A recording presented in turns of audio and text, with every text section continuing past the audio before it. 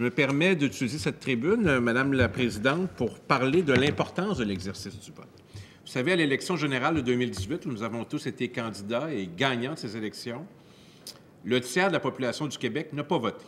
66 de taux de participation. Ce qui m'amène à rappeler au gouvernement son engagement à l'égard de la réforme du mode de scrutin.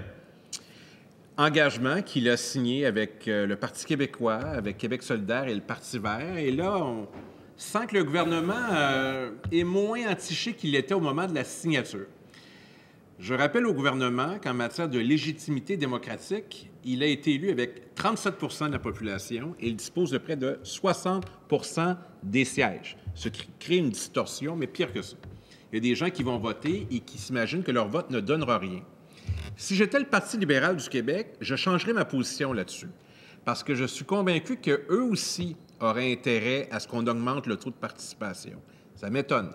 Alors, je me permets de rappeler cette question, parce que je suis aussi porte-parole en matière de réforme démocratique, et j'espère que d'ici la fin de cette session parlementaire, nous allons adopter un autre projet de loi qui va nous permettre d'avoir une consultation lors de la prochaine élection générale et de changer de mode de scrutin. Alors, je compte sur les collègues de la Coalition Avenir Québec qui ont tous fait campagne avec cet engagement, celui d'honorer la signature de leur chef, alors chef de la deuxième opposition de la Coalition Avenir Québec, en faveur de la réforme du mode de scrutin.